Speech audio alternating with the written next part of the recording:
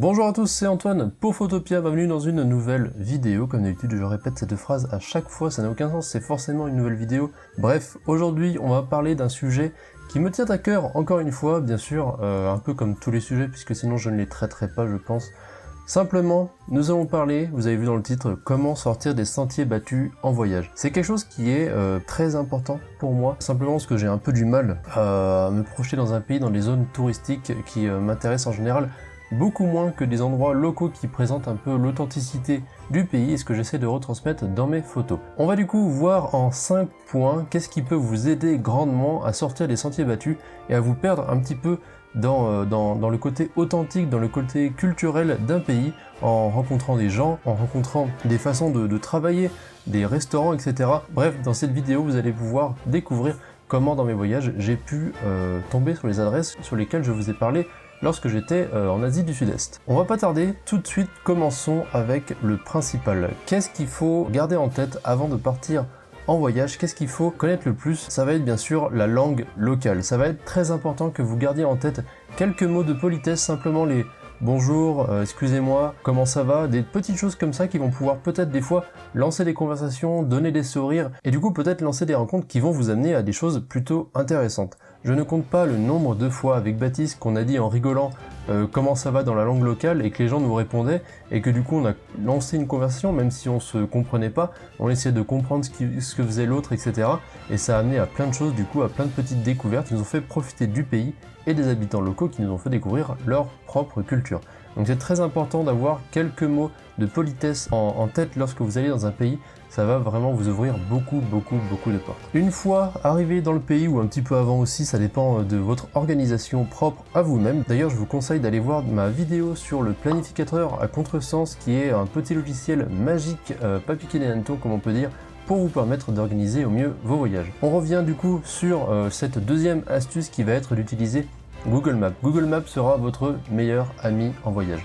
Vraiment, c'est une source d'informations infinie à utiliser pour pouvoir planifier de certains endroits et découvrir des lieux juste incroyables. C'est assez simple, en général, moi quand je vais organiser mes voyages, que je me renseigne sur un pays, je regarde avec Google Maps, j'utilise les différentes cartes de relief ou satellites pour pouvoir avoir un aperçu global du pays, voir s'il y a beaucoup de forêts, beaucoup de végétation, s'il y a beaucoup de rizières par exemple, des déserts, des points d'eau, et tout ça, ça va me permettre des fois d'organiser un itinéraire. Je me rappelle par exemple quand on était à Chiang Mai, il me semble, ouais c'était à Chiang Mai, on avait vu un petit lac au nord de la ville et on s'est dit tiens, ça pourrait être peut-être accessible en vélo. Donc après ça nous a permis de nous décider à louer un vélo et après on a pris cet objectif là, on est allé là-bas et on a pu du coup sur le trajet découvrir plein de choses dont une adresse avec de la bière locale que je vous invite encore une fois à regarder dans la vidéo de la Thaïlande. Ça va être plein de petits détails comme ça à regarder sur la carte. Je vous invite aussi à utiliser la fonction découvrir, c'est les petites flèches qui sont tout en bas à droite à côté du petit bonhomme qui vous permet d'utiliser le live view directement sur Google. Ça vous permettra de monter un volet et ensuite de pouvoir découvrir les différents points d'intérêt locaux avec certaines photos pour vous donner du coup un bon aperçu de l'endroit que vous êtes en train de rechercher. Je vous invite à faire ça vraiment, ça vous donnera une très bonne idée de l'atmosphère locale. Après ça dépend bien sûr si c'est l'été, l'hiver, etc. Il faut aussi penser qu'il y a des applications qui peuvent être différentes en fonction des pays. Je veux bien sûr parler par exemple de la Corée du Sud qui a Kakao Map ou Naver Map qui peuvent s'avérer très utiles dans ces cas-là.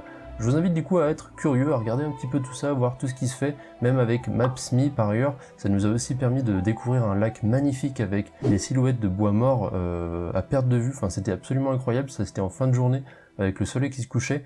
Enfin bref, de toute façon, Google Maps, c'est une source d'informations inépuisable qu'il faut absolument se servir si vous voulez faire votre petite aventure. Si néanmoins vous n'avez rien trouvé sur Google Maps, vous pouvez faire comme moi et Baptiste, c'est-à-dire choisir une direction et partir tout droit. C'est vraiment tout bête, c'est la chose la plus simple à laquelle on peut le penser, mais ça va vous permettre de découvrir des choses que vous ne pensiez pas. Simplement gardez en tête une direction, vous savez que vous voulez aller dans l'est de la ville par exemple, et ben sortez de l'hôtel, allez à l'est, continuez tout droit, si vous avez des petites rues à prendre, prenez ces petites rues, si vous avez des routes un peu plus grosses ou des ponts à traverser, traversez tout ça, mais allez tout droit. Et avec ça, du coup, vous allez absolument rien attendre de ce voyage, et du coup, quand on n'attend rien, on ne peut être que surpris. Et ça, c'est un très bon avantage pour pouvoir découvrir plein de choses, et se laisser surprendre par tout ce qui peut arriver. C'est très bien de pouvoir se laisser un petit peu de temps libre, et ne pas toujours avoir un itinéraire ou une organisation trop bloqué pour du coup pouvoir se laisser le plaisir de découvrir différentes choses auxquelles on n'avait pas prévu. Choisissez du coup une direction, partez tout droit, et dans ce cas du coup, pour ce nouveau point auquel je voulais vous parler, ça va être de toujours attendre une occasion un petit peu plus loin. Si jamais vous voulez manger, vous avez faim, gardez votre estomac serré, gardez un tout petit peu plus, je sais qu'on peut toujours trouver mieux en allant un petit peu plus loin. Et je ne compte pas le nombre de fois avec Baptiste où on s'est dit « Oh tiens, ça on sait pas, oh tiens on va voir » et du coup on a continué jusqu'à tomber sur la perle. Je me rappelle par exemple qu'on était à... c'était quoi déjà? Nong Khao il me semble, la petite ville touristique, enfin le petit village touristique en pleine campagne du Laos.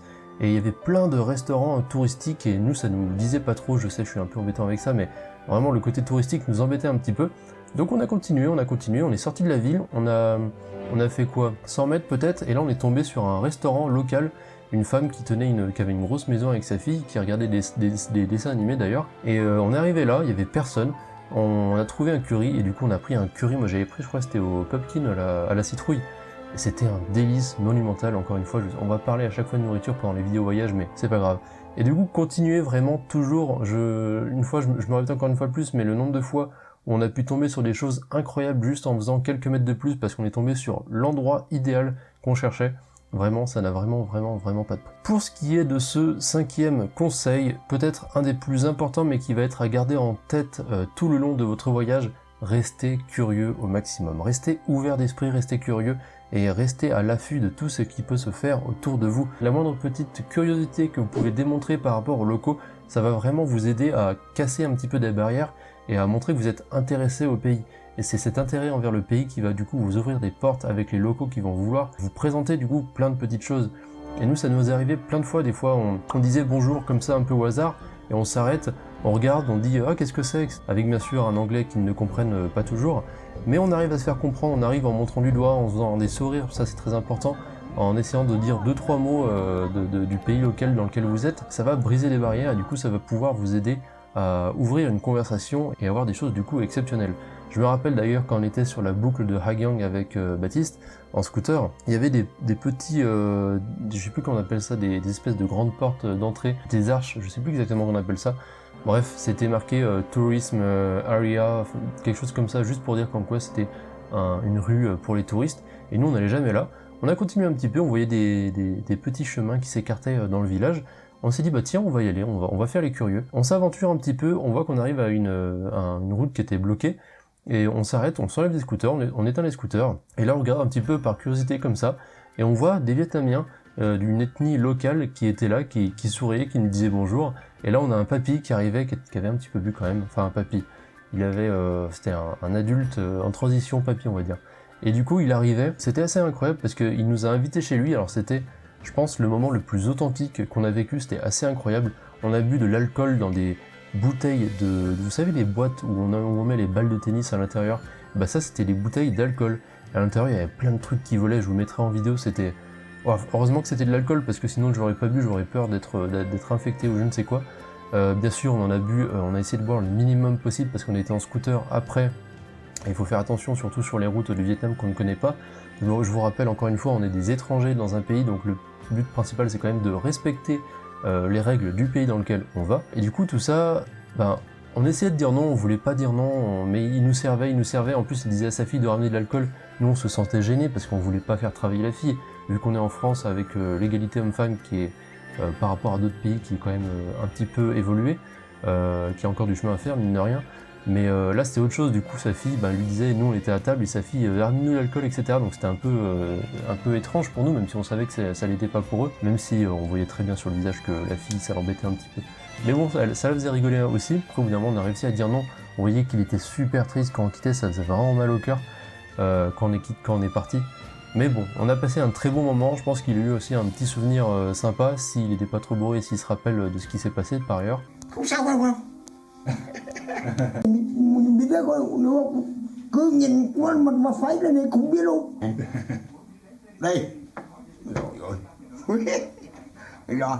Mais voilà, vraiment ça nous a ouvert l'opportunité de vivre, je sais plus c'était combien, peut-être 15-20 minutes 100% local, immergé dans c'était même pas une maison en fait, on était vraiment dans une espèce de ferme bizarre. De toute façon, vous voyez les vidéos. Mais c'était très étrange et c'est un souvenir qui m'a marqué du coup et qui va rester dans ma tête pour un bon moment. Voilà tout du coup pour ces 5 astuces, j'espère qu'elles vous ont plu. Bien sûr, n'oubliez pas de vous abonner si vous ne voulez pas louper la suite et d'autres petites astuces de voyage ou de photos qui vont venir par la suite. Je ne sais pas encore exactement comment je vais m'organiser, bien sûr j'ai plein de vidéos à faire, j'ai aussi beaucoup de travail de mon côté, je m'organise au mieux. Je vous dis à la semaine prochaine, c'était Antoine pour Photopia, ciao.